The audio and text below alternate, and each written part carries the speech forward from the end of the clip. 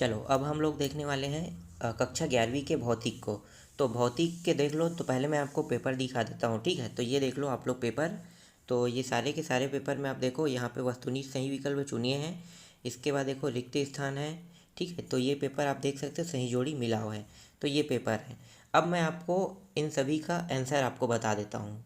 तो आप लोग देख लो, ठीक है, जल्दी जल्दी देख लेते हैं।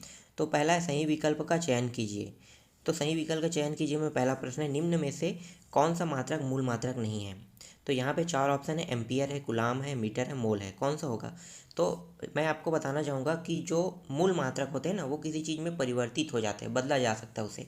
तो उसे हम कहते हैं मूल मात्रक। जैसे कि एम्पियर बदला जा सकता है, कुलाम बदला जा सकता है, मोल, लेकिन मीटर को नहीं। मीटर को किसी में बदला नहीं जा सकता। मीटर लंबाई, देखो मीटर जो होता है लंबाई भी वही होता है, चौड़ाई भी, और ऊंचाई भी, गहराई भी मीटर को ही दर्शाया जाता है, लेकिन बदला नहीं जाता, इसका मात्रक नहीं है। तो यहाँ पे आ जाएगा मीटर आ जाएगा। इसके बाद दूसरा है संख्या 0.0130 में सार्थक अंकों की संख्या है। तो सार्थक अंक को मतलब आप समझते हो। तो मैं आपको बता देता हूँ कि सार्थक अंक क्या होता है। जो नंबर में दिया होता है ना, उसे हम सार्थक अंक कहते हैं। तो देखो जीरो आगे में लगा है, ठीक है। तो जीरो आगे में लगा, दशमलव के बाद क्या है, जीरो है। तो दशमलव के बाद जीरो को आप छोड़ दोगे, ठीक है, उसको आप छोड़ दोगे। तो उसके बाद गिनो कितने अंक हो रहे हैं। तो एक, दो, तीन, चार, चार अंक हो रहे हैं। तो ये सार्थक अंक है। सार्थक अंक को अगर आप अच्छे से समझना चाहोगे तो इसके 5 नियम होते हैं। 5 नियम अगर आप समझ गए ना, तो सार्थक अंक समझ गए। तो मैं अभी नियम उम नहीं बता रहा हूँ, फिलहाल आपको बता रहा हूँ कि सार्थक अंक जो है यहाँ पे 4 है। कैसे गिनना है आपको। 13 अंक है तो मतलब ये 1300 हो गया। मान लो अगर दशमलव हम हटाते हैं 1300 बन जाएगा। तो सीधी बात है, 4 अंक दिखाई देगा हमें। तो वही क्या है, 4 अंक इसके सार्थक अंक है। इसके बाद अधिकतम दूरी तक प्रक्षेप करने हेतु प्रक्षेप कोण होना चाहिए। तो 45 अंश यहाँ पे आएगा, ठीक है। यहाँ पे आपको आंसर लेना 45 अंश। प्रत्यास्थ संगठन में संरक्षित रहता है। तो कौन सा संरक्षित रहता है। तो यहाँ पे देखो क्या क्या है, गतिज है, संवेग है, ए और बी दिया है, दोनों दिया है, कोई नहीं।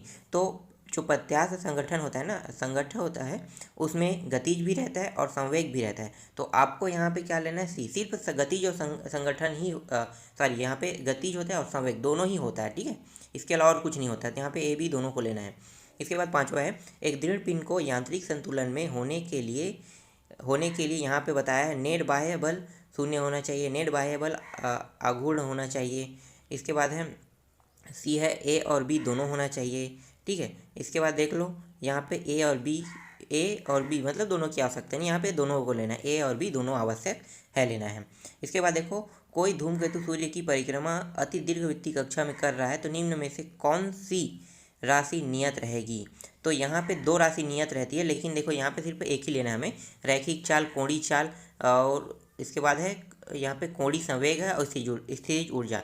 तो एक स्थितिज ऊर्जा होता है, ठीक है, और एक होता है एक और था संवेग, ऐसा कुछ था, ठीक है। तो यहाँ पे हमें तो मेन उत्तर मिल गया है, स्थितिज है। तो आपको यहाँ पे स्थितिज ऊर्जा को लेना है, ठीक है, ये आंसर है। इसके बाद देखो, दाब बढ़ाने पर किस पदार्थ का गलनांक, मतलब दाब बढ़ाने पर क्या हो जाता है। तो यहाँ पे आपको बी लेना है, बढ़ जाता है, ठीक है। तो यहाँ पे आपका आंसर आ जाएगा, बी आ जाएगा। इसके बाद देखो, रिक्त स्थानों की पूर्ति करते हैं। तो रिक्त स्थानों की पूर्ति में पहला आ जाएगा, किसी 1 सेंटीमीटर भुजा वाले घन का आयतन खाली स्थान मीटर क्यूब के बराबर होता है। तो यहाँ पे क्या हो जाएगा, 10⁻⁻6 मीटर, ठीक है, मीटर का 5 घात। तो ये हो जाएगा इसका आंसर। तो ये आपको लेना है, ठीक है। इसके बाद देखते हैं दूसरा, वह गति जिसमें त्वरण सदैव वेग के लंबवत होता है का पथ खाली स्थान होता है। तो यहाँ पे आपको लेना है, धनात्मक लेना है, ठीक है, धनात्मक होता है पथ। इसके बाद है बंद पथ के संरक्षी बल द्वारा किया गया कार्य खाली स्थान है। तो क्या होता है, शून्य आएगा, यहाँ पे शून्य आपको लेना है। इसके बाद नेक्स्ट देखो, अगला है कार्य करने की दर को खाली स्थान कहते हैं। तो कार्य करने की दर को क्या कहते हैं, शक्ति कहते हैं, ठीक है। शक्ति, ऊर्जा, शक्ति, ये दोनों आएगा। ऊर्जा भी लिख सकते हो, शक्ति भी लिख सकते हो। घूर्णन गति एवं स्थानांतरण गति के संयोजन को खाली स्थान गति कहते हैं। तो यहाँ पे आ जाएगा घूर्णी गति, ठीक है। यहाँ पे आपको लेना है, घूर्णी गति लेना है। तुल्यकारी उपग्रह का आवर्तकाल खाली स्थान होता है। तो जो तुल्यकारी जो उपग्रह है ना, उसका आवर्तकाल होता है 24 घंटे होता है। एकांक क्षेत्रफल पर कार्य करने वाले प्रत्यानयन बल को प्रतिबल कहते हैं। तो यहाँ पे आपको लेना है प्रतिबल लेना है। अब चलो सही जोड़ी मिला लेते हैं, ठीक है। तो सही जोड़ी मिला लो। तो यहाँ पे पहला है अभिकेंद्री त्वरण दिया हुआ है, तो अभिकेंद्री त्वरण को आपको किस में लेना है, सही जोड़ी मिलाओ में एफ में लेना है JS, तो JS करना, ठीक है। इसके बाद गतिज ऊर्जा, गतिज ऊर्जा को किस में लेना है, आपको A में लेना है, J में लेना है।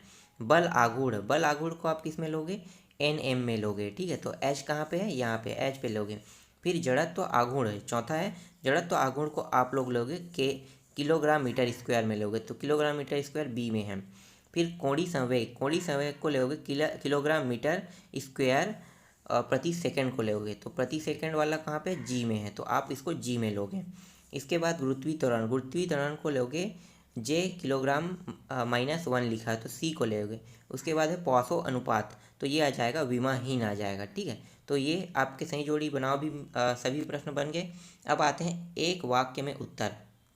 तो देखो एक वाक्य में उत्तर में क्या है, पहला क्या है, बल का विमीय सूत्र लिखें। तो बल की विमीय सूत्र क्या होता है, MLT-2, क्या लिखना है, MLT-2 लिखना है।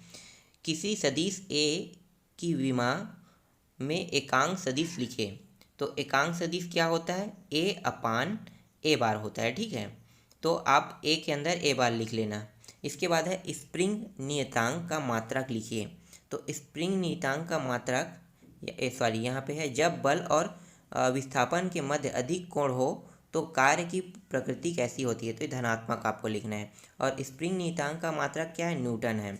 वह बिंदु जिसके परितः किसी पिंड का कुल गुरुत्वीय बल आघूर्ण शून्य हो क्या कहलाता है। तो यहाँ पे आपको पांचवा लेना है, संरक्षी बल लेना है। इसके बाद घूर्णी उपग्रह की पृथ्वी तल से ऊंचाई लगभग कितनी होती है, तो यहाँ पे 3600 किलोमीटर। हाइड्रोक्लोरिक मशीन किस सिद्धांत पर कार्य करता है, तो यहाँ पे आप लिखना है पास्कल लेना है, ठीक है, पास्कल। इसके बाद नेक्स्ट जो पांचवा प्रश्न यहाँ पे देखो, विमी विश्लेषण की सीमाएं लिखिए। तो ये सब आसान प्रश्न है, आप लोग देख लेना, ठीक है। तो मैं अभी सिर्फ आपको जो एक एक नंबर के प्रश्न है उसका उत्तर मैं आपको दे रहा हूँ।